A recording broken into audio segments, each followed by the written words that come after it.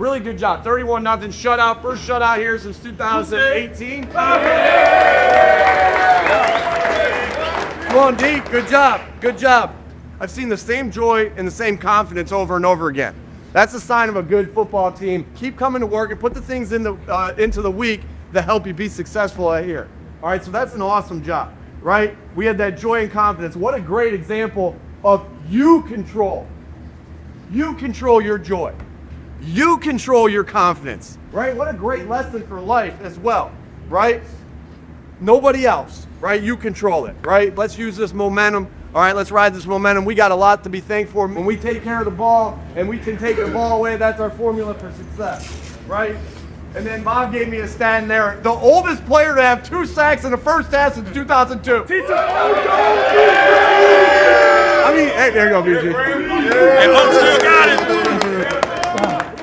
Losers no more. The Eagles take care of business on Sunday at the Link, shutting out the Las Vegas Raiders 31-0. Jalen got back to his old self and was really sharp on Sunday afternoon. The offense looked competent, and that was kind of what I've been begging for the past month and a half. Just look competent and then let the defense do their job. Also, no more weird positivity Easter Bunny in the NovaCare complex. But let's get into it. Welcome to Fourth and Chill.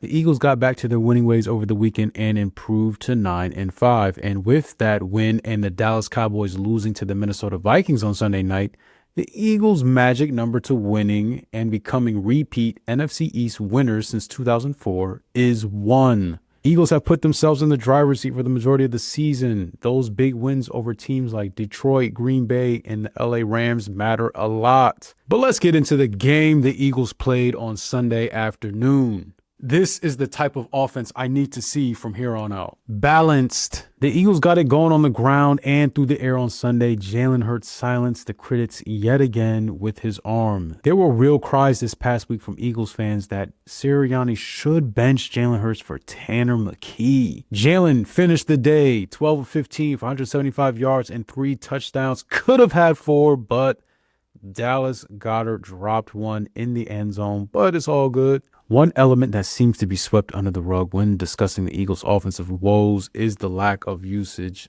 of Jalen Hurts as a runner.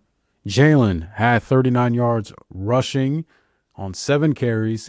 Jalen also showed on Sunday that he is still a killer and an effective runner. Whether those runs be through design calls or through an extension of plays, Jalen's effectiveness with his legs has proven time and time again to be such a backbreaker to an opposing defense. And I mean, we saw it in 2 Super Bowls. But to an extent, I can understand the Eagles cautioned with using Jalen as a runner. Those defenders love when quarterbacks take off down the field, and in the third quarter, we saw Jalen take a hit, and he was slow to get up afterwards. And when Pam Oliver interviewed Jalen after the game about that hit, this is what Jalen Hurts had to say about it. We saw you land awkwardly on your ankle. Anything going on there?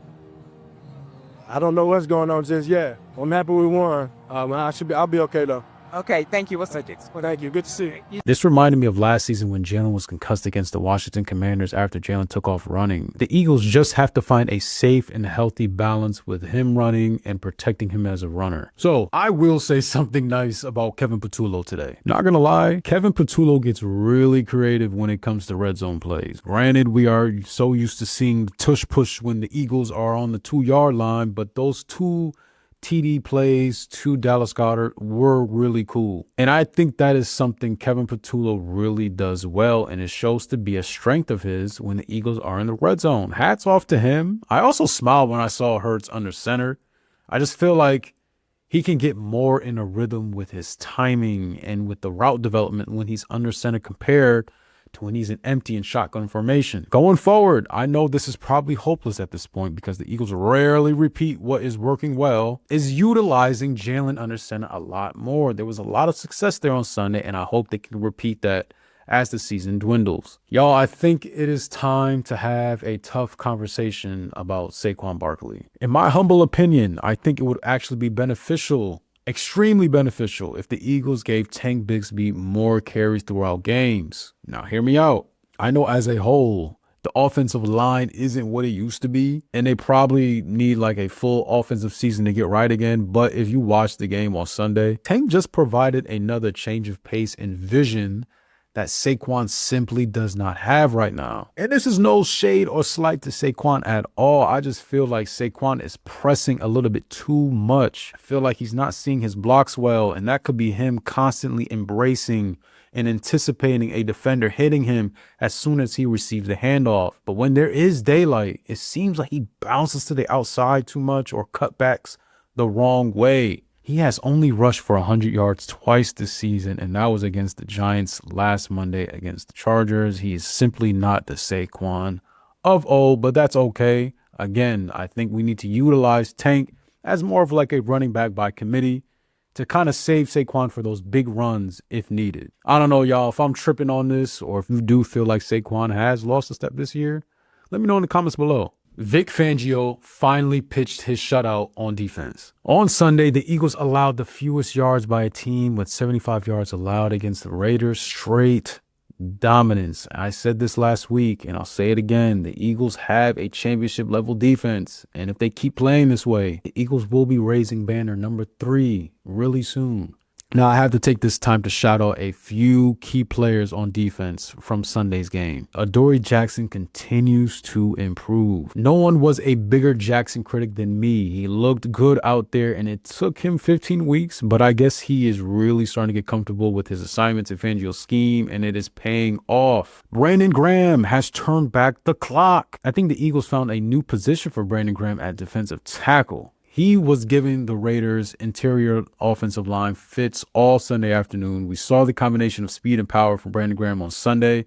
This also gives the Eagles some breathing room when it comes to not rushing Jalen Carter back. Graham looked great out there, and he'd be a nice rotational piece at defensive tackle going into the playoffs. Nakobe Dean and Zach Bond are such anchors out there. Great performances from them too. Dean is a really good linebacker, y'all. Like insanely good. Like all pro good. His ability to blitz and to attack downfield is elite, and Bond has been so rock steady all season long.